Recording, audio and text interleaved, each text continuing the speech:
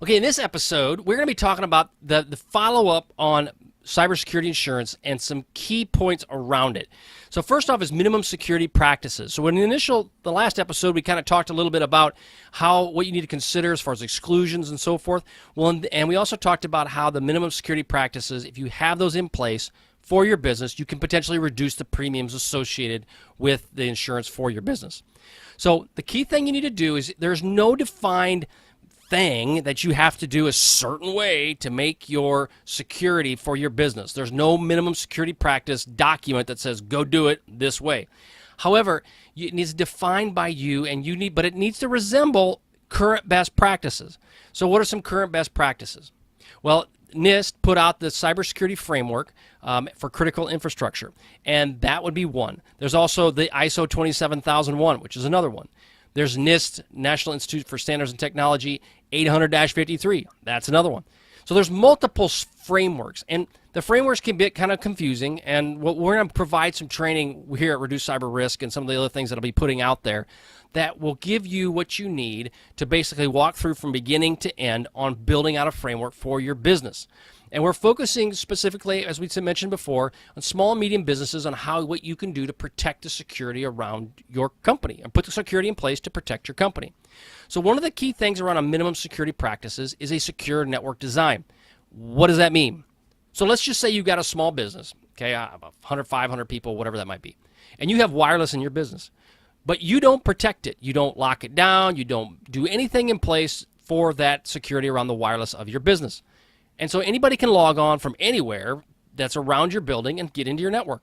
That would be an insecure network design, okay? Bad idea. Don't do it, right? So that's setting you up for a lot of issues.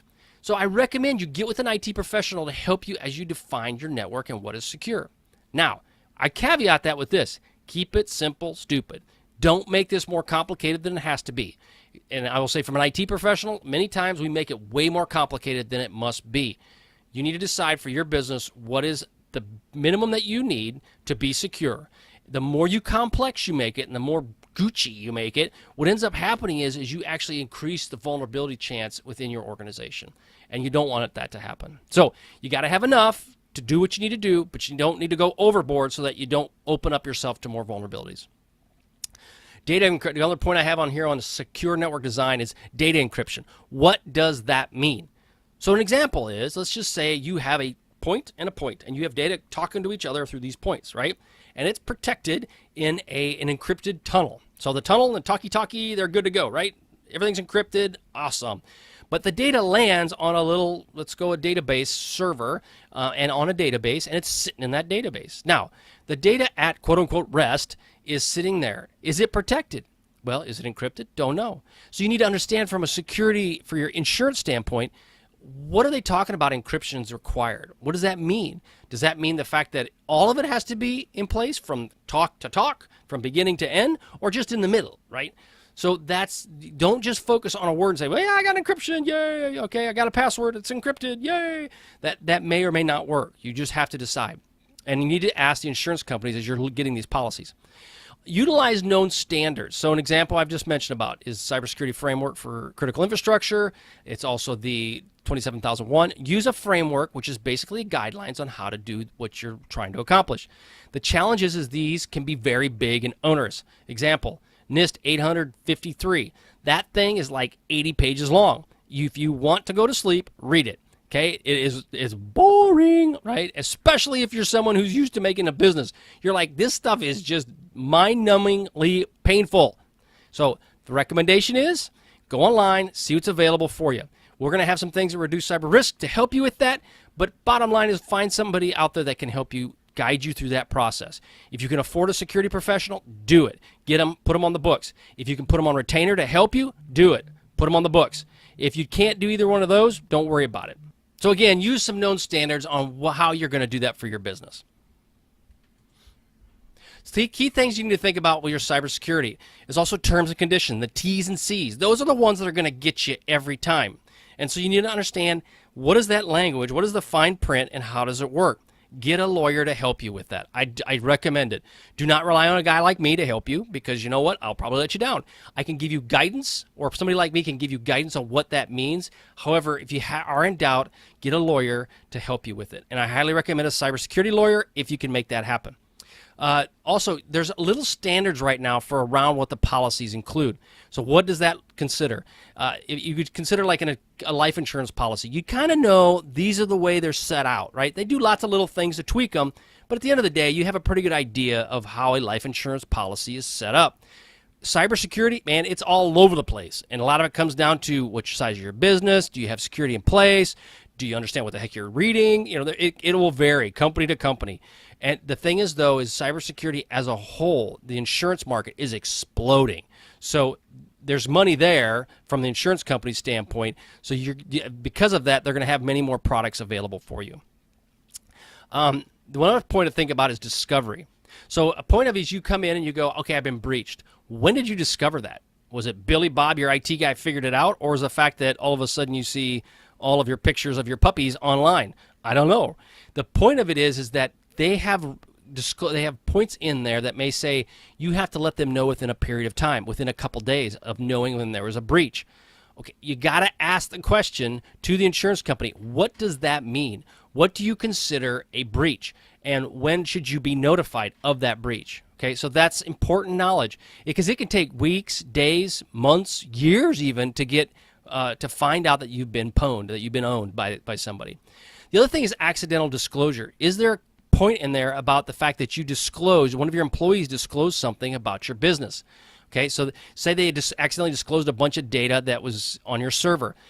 Is that covered under your cyber insurance policy? Don't know. There's another question you need to ask. What are all that fine tooth? What are the different animals around this? Because it can move all different directions. Other one that I didn't even know about until I was talking to a friend of mine is this new the virtual assistants using Alexa. Do you use that within your business? Is there a call out in the insurance policy saying, well, if you use that and you get breached because of that, you don't get paid? I don't know, but you need to consider all those aspects.